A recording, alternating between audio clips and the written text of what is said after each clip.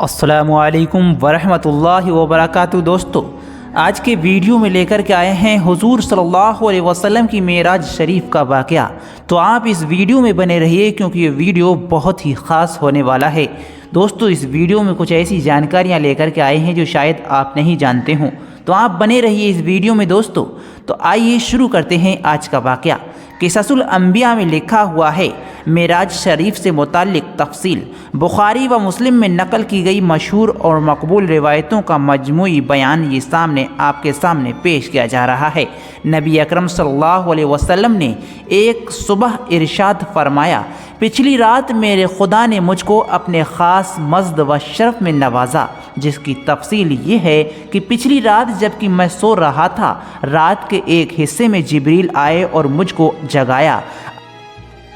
ابھی پوری طرح جاگ بھی نہیں پایا تھا کہ حرم کعبہ میں اٹھا لائے، اور تھوڑی دیر لیٹا تھا کہ پوری طرح بیدار کر کے پہلے تو میرا سینہ چاک کیا اور مالائے اعلیٰ کے ساتھ پوری مناسبت پیدا کرنے کے لیے دنیا کی قدورتوں کو دھویا اور ایمان و حکمت سے بھر دیا۔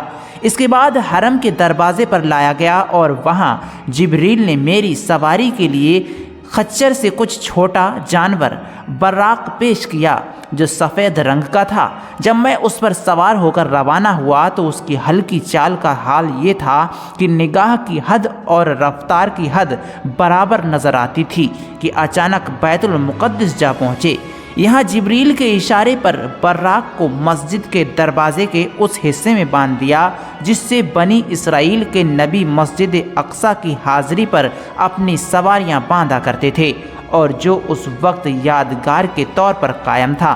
پھر میں مسجد اقصی میں داخل ہوا اور 2 رکعت نماز پڑھی۔ اب یہاں سے مالائے اعلیٰ کی تیاری شروع ہوئی تو پہلے تو جبریل نے میرے سامنے 2 پیالے پیش کیے، ان میں ایک شراب سے لبالب بھرا ہوا تھا اور دوسرا دودھ سے بھرا ہوا تھا۔ حضور فرماتے ہیں، میں نے دودھ کا پیالہ قبول کیا اور شراب کا پیالہ رد کر دیا۔ جبریل علیہ السلام نے یہ دیکھ کر کہا، آپ نے دودھ کا پیالہ قبول کر کے فطرت کے دین کی قبول کیا ہے۔ اس کے بعد مالائے اعلیٰ کا سفر شروع ہوا اور جبریل کے ساتھ براق نے آسمان کی اور اڑان بھری۔ جب ہم پہلے آسمان تک پہنچ گئے تو جبریل نے نگہبان فرشتوں سے دروازہ کھولنے کو کہا۔ نگہبان فرشتوں نے معلوم کیا کون ہیں؟ جبریل علیہ السلام نے کہا، میں جبریل ہوں۔ فرشتے نے معلوم کیا تمہارے ساتھ بھی کون ہیں؟ جبریل نے جواب دیا، محمد صلی اللہ علیہ وسلم۔ فرشتے نے کہا، کیا یہ بلانے پر آئے ہیں؟ جبریل علیہ السلام نے کہا، بے شک۔ فرشتے نے دروازہ کھولتے ہوئے کہا، ایسی ہستی کا آنا مبارک ہو۔ حضور صلی اللہ علیہ وسلم فرماتے ہیں، جب ہم اندر داخل ہوئے تو حضرت آدم سے ملاقات ہوئی۔ جبریل علیہ السلام نے میری اور مخاطب ہو کر کہا، یہ آپ کے والد اور انسانی نسل کے مورث اعلیٰ آدم علیہ السلام ہیں، آپ ان کو سلام کیجئے۔ میں نے ان کو سلام کیا اور انہوں نے سلام کا جواب دیتے ہوئے فرمایا، مرحبا صالح بیٹے اور صالح نبی کو۔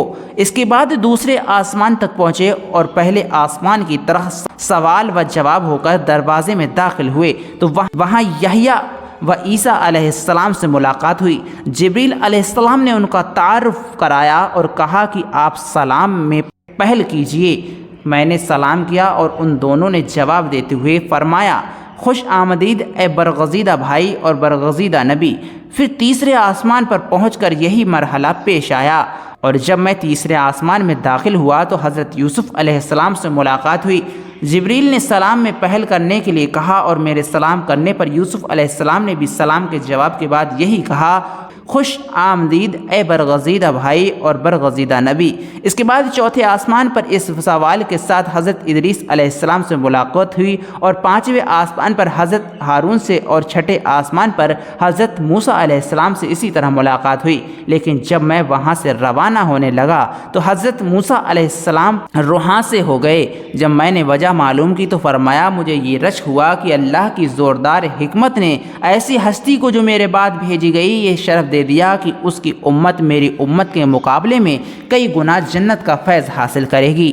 اس کے بعد پچھلے سوال و جواب کا مرحلہ طے ہو کر جب میں 7ویں آسمان پر پہنچا تو حضرت ابراہیم علیہ السلام سے ملاقات ہوئی جو بیت المعمور سے پیٹھ لگائے بیٹھے تھے۔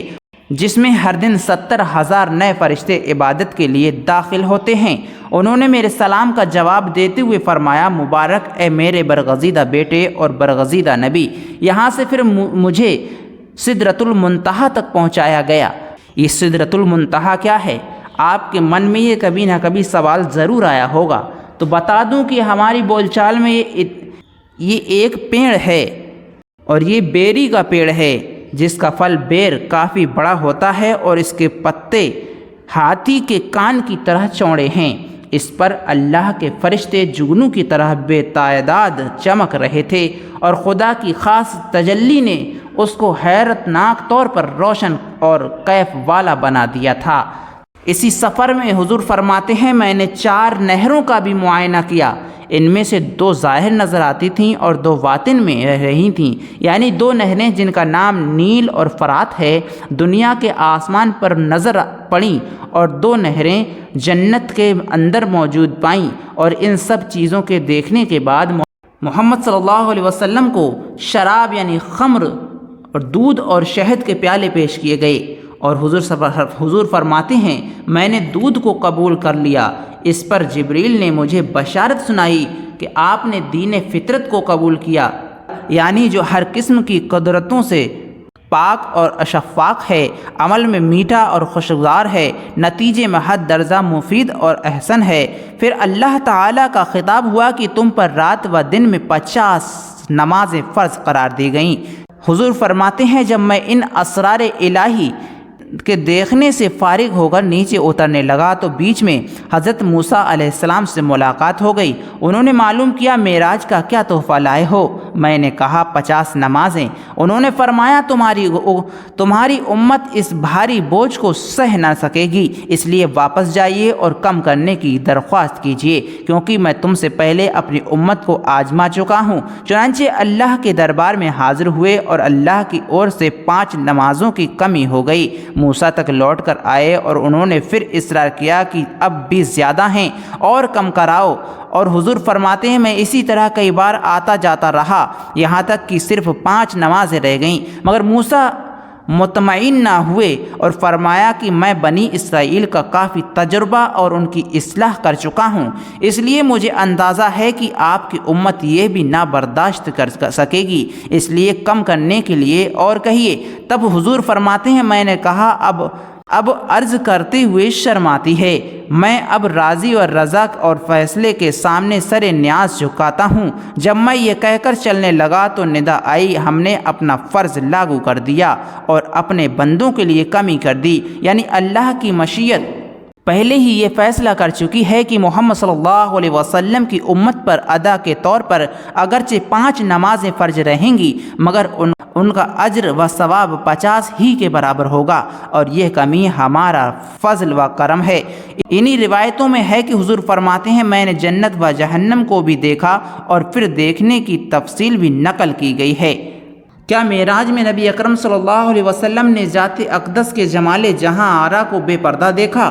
صحیح روایتوں میں اس مسئلے کے بارے میں جو تعبیریں بیان کی گئی ہیں ان سے یہ معلوم ہوتا ہے کہ ضرور پھر بھی نبی اکرم صلی اللہ علیہ وسلم اس دیکھنے کی کیفیت کے حقیقی اظہار سے اس لیے مجبور ہیں کہ دنیا کی تعبیروں میں کوئی ایسی تعبیر موجود نہیں ہے کہ بلند سے بلند مخلوق اس کے جمال جہاں آرا کی کیفیت و حقیقت کو بیان کر سکے، اس لیے آپ واقعے کا اقرار کرتے ہیں، جیسا کہ حضرت عبداللہ بن عباس کی روایت میں نقل ہوا ہے، میں نے اس کو نور دیکھا اور دیکھنے کے باوجود جمال جہان آرا کی بیان نہ کر پانے والی کیفیت کا پھر ان لفظوں میں بھی اظہار فرماتے جاتے ہیں۔